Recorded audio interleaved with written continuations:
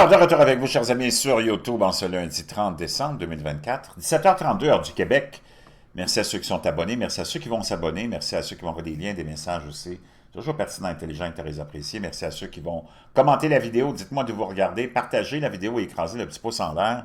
Une trace d'encre longue de plusieurs kilomètres a été découverte sur le fond de la mer Baltique après des dommages suspects à un câble, on se rappelle, d'Internet, selon les enquêteurs finlandais.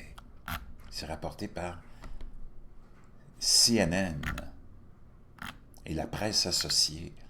Des enquêteurs finlandais enquêtant sur les dommages causés à un câble électrique de la mer Baltique et à plusieurs câbles de données ont déclaré avoir trouvé une marque de traînée d'encre sur le fond marin, provenant apparemment d'un navire lié à la Russie qui a déjà été saisi.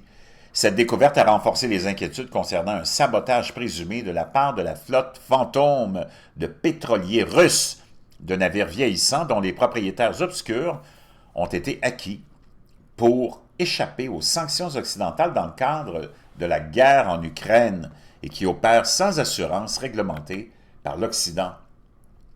Le câble électrique East Link 2, qui transporte l'énergie de la Finlande vers l'Estonie, à travers la mer Baltique, s'est rompu le 25 décembre après une rupture. Cette rupture n'a eu que peu d'impact sur les services, mais il fait suite aux dommages causés à deux câbles de données au gazoduc Nord Stream, tous deux qualifiés de sabotage.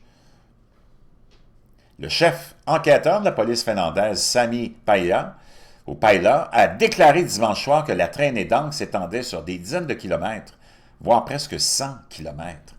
Paila a ajouté à la chaîne de télévision nationale finlandaise « Nous pensons actuellement que la trace de traînée en question est celle de l'ancre du navire Eagle S.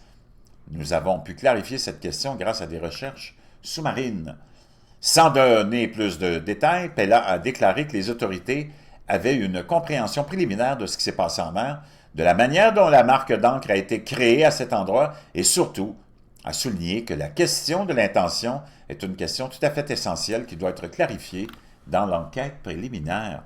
Wow! Pendant ce temps-là, chers amis,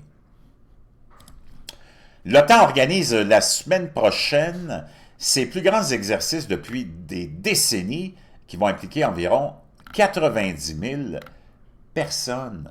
L'OTAN lancera la semaine prochaine ses plus grands exercices militaires depuis des décennies, avec environ 90 000 personnes qui prendront part à des exercices de plusieurs mois, visant à montrer que l'Alliance peut défendre tout son territoire jusqu'à sa frontière avec la Russie.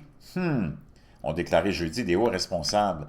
Cet exercice intervient alors que la guerre de la Russie contre l'Ukraine s'enlise. L'OTAN, en tant qu'organisation, n'est pas directement impliquée dans le conflit, sauf pour fournir à Kiev un soutien non létal.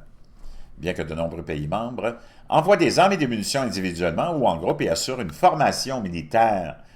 Dans les mois qui ont précédé l'envoi par le président Poutine de troupes russes en Ukraine en février 2022, l'OTAN a commencé à renforcer la sécurité sur son flanc oriental avec la Russie et l'Ukraine. Il s'agit du plus grand renforcement de l'Alliance.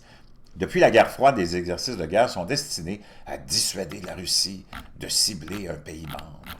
On est dans le délire du complexe militaro-industriel qui n'arrête pas de tourner et de s'enrichir. Je vous reviens.